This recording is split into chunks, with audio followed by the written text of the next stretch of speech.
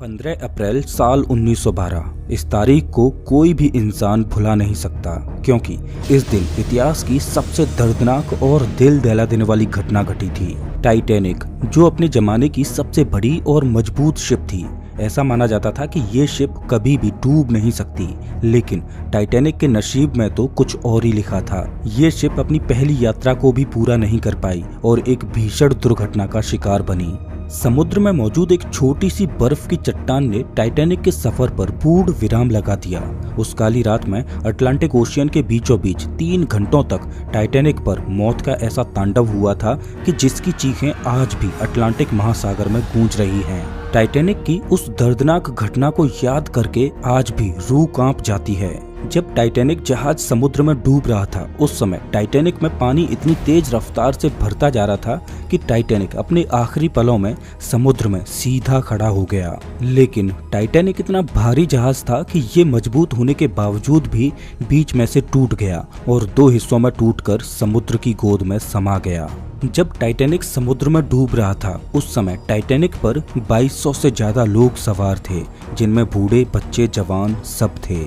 करीब 1500 से ज्यादा लोग टाइटैनिक के साथ समुद्र में डूबकर मारे गए। जिस समय टाइटैनिक डूबा था, उस समय समुद्र के पानी का तापमान -2 डिग्री सेल्सियस था। टाइटैनिक के डूबने के करीब 30 मिनट बाद तक समुद्र लोगों की चीखों से गूंज उठा था, लेकिन 30 मिनट बाद समुद्र में धीरे धीरे खामोशी छाने लगी। समुद्र का ठंडा पानी लोगों को मौत के शिकंजे में जकड़ने लगा और कुछ ही समय में अटलांटिक ओशियन कब्रिस्तान में बदल गया। दोस्तों, टाइटैनिक के साथ हुए इस हादसे को रोका जा सकता था और सभी लोगों की जिंदगियां बचाई जा सकती थीं, अगर उस समय ये 6 गलतियां ना की जाती तो।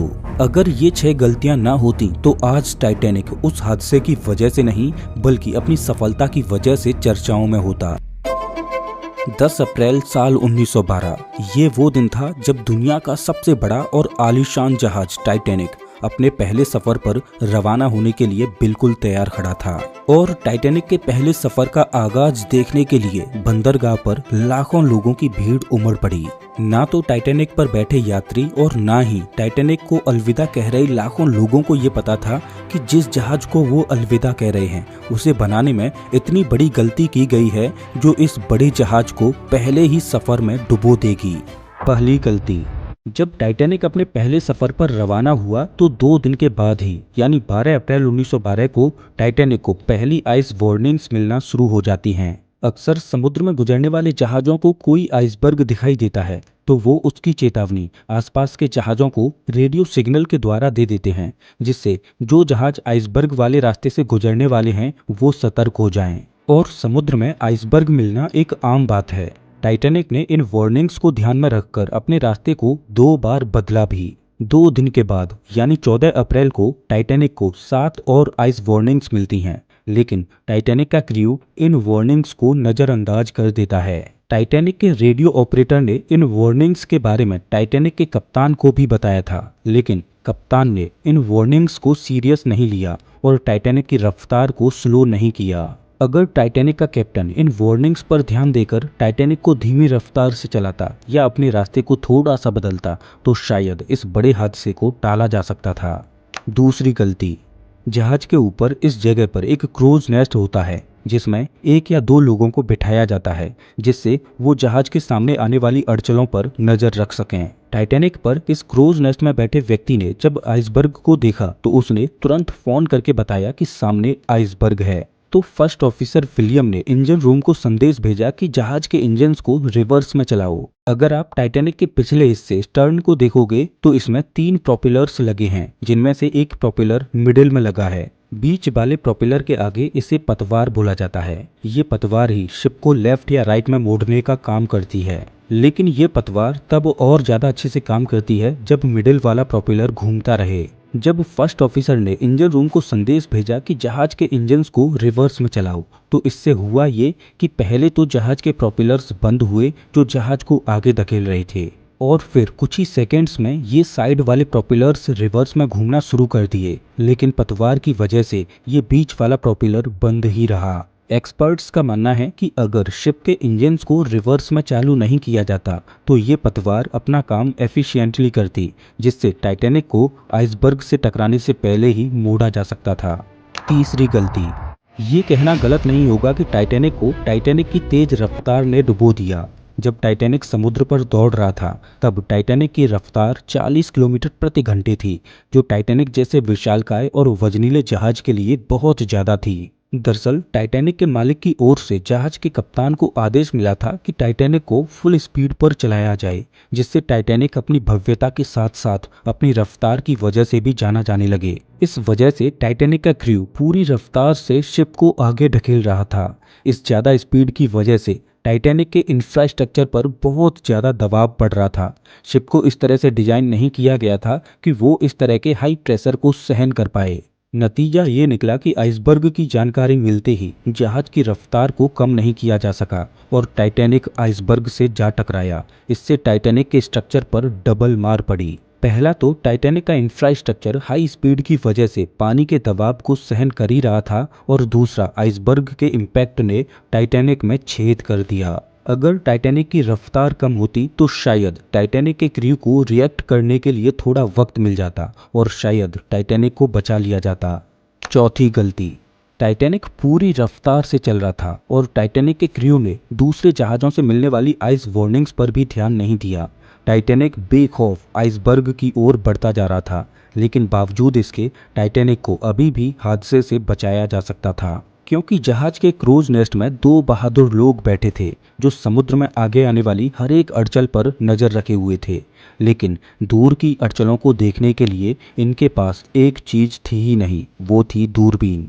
वास्तव में ये एक हैरान करने वाली बात थी कि इतना बड़ा आलीशान जहाज जिस पर हर प्रकार की लग्जरी मौजूद थी, लेकिन एक छोटी सी चीज दूरबीन जहाज पर मौजूद ही नहीं थी। क्रूज नेस्ट में बैठे पहरेदारों ने आइसबर्ग के बारे में इत्तला जरूर किया था, लेकिन तब तक बहुत देर हो चुकी थी। तब तक टाइटैनिक आइसबर्ग के बहुत करीब पहुंच चुका था।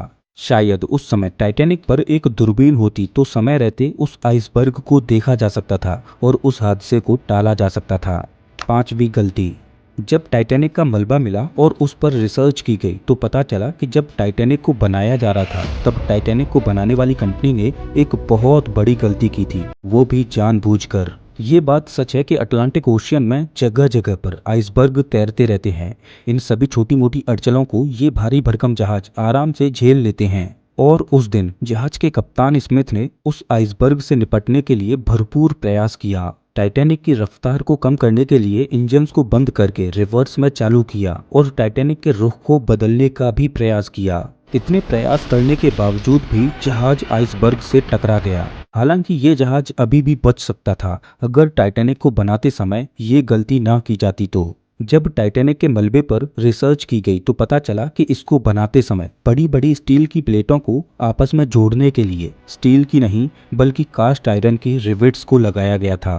टाइटैनिक को बनाने वाली कंपनी ने ऐसा जानबूझकर किया था क्योंकि कास्ट आयरन का उपयोग करके यहाँ पर कंपनी कॉस्ट कटिंग करना चाहती थी, जिससे उन्हें मुनाफा हो। अब चूंकि कास्ट आयरन स्टील से नरम होता है, तो जब टाइटैनिक आइसबर्ग से टकराया तो जिस जगह पर यह इम्पैक्ट हुआ था उस जगह के रिवेट्स खुल गए, जिससे स्टील की बड़ी बड़ी प्लेट्स पानी के प्रेशर की वजह से उखड़ गईं और टाइटैनिक में तेजी से पानी भरने लगा। अगर टाइटैनिक को बनाते समय कास्ट आयरन की बजाय स्टील की रिवेट्स लगाई जाती तो शायद वो आइसबर्ग टाइटैनिक को इतना क्षति नहीं पहुंचा पाता और टाइटैनिक डूबने से बच जाता।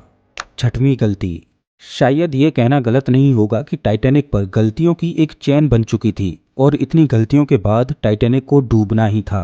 टाइटैनिक को 16 वाटर टाइट कंपार्टमेंट्स में बांटा गया था। अगर 16 में से 4 कंपार्टमेंट्स पानी से भर भी जाएं तो भी ये जहाज डूब नहीं सकता था। लेकिन ये इस जहाज की बदकिस्मती थी कि इसके 16 में से 6 कंपार्टमेंट्स पानी से भर चुके थे, जिसका मतलब साफ था कि अब इस जहाज को डूबने से नहीं बचाया जा सकता था। जहाज धीरे धीरे समुद्र में डूबता जा रहा था और पानी जहाज के ऊपर से बहने लगा। इस जहाज को डूबने में 2 घंटे 40 मिनट लगे। ये इतना समय था कि जहाज पर मौजूद हर एक पैसेंजर को बचाया जा सकता था, लेकिन जहाज पर पर्याप्त लाइफ बोट्स ही मौजूद नहीं थे। जहाज पर सिर्फ 20 ही लाइफ बोट्स थीं, जिनमें महज 1200 लोगों को ही बिठाया जा सकता था, लेकिन उस समय जहाज पर करीब 2200 से ज़्यादा लोग मौजूद थे। जब टाइटैनिक डूब रहा था तब चारों ओर अफरा तफरी का माहौल हो चुका था। हर कोई लाइफ बोट्स में अपनी अपनी जगह बनाना चाहता था, लेकिन अफरा तफरी का माहौल इतना था कि लाइफ बोट्स को सिर्फ आधा ही भरा जा रहा था और उन्हें पानी में उतार दिया जा रहा था। जब रात के 2:05 पर जहाज से आखिरी लाइफ बोट को उतारा गया, उस समय अभी भी जहाज पर 1500 से ज्यादा लोग मौजूद थे। लाइफ बोट्स में केवल उन्हीं लोगों को बिठाया गया था जो ज्यादा अमीर थे।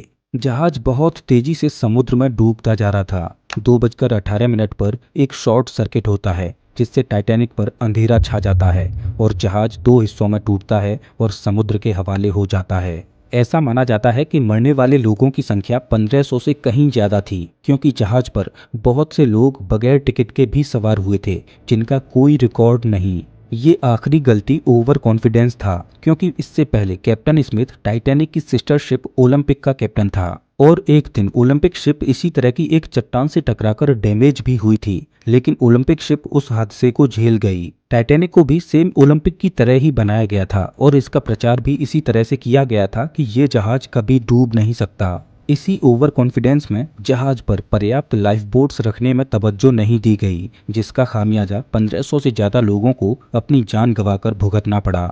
दोस्तों, टाइटैनिक का हादसा सच में रूह कपा देने वाला था। अगर आप टाइटैनिक की पूरी कहानी को डिटेल में देखना चाहते हो तो स्क्रीन पर दी गई इस वीडियो पर क्लिक करके उस दिल दहला देने वाली घटना को देख सकते हो। मैं आपको वहीं मिलता हूँ।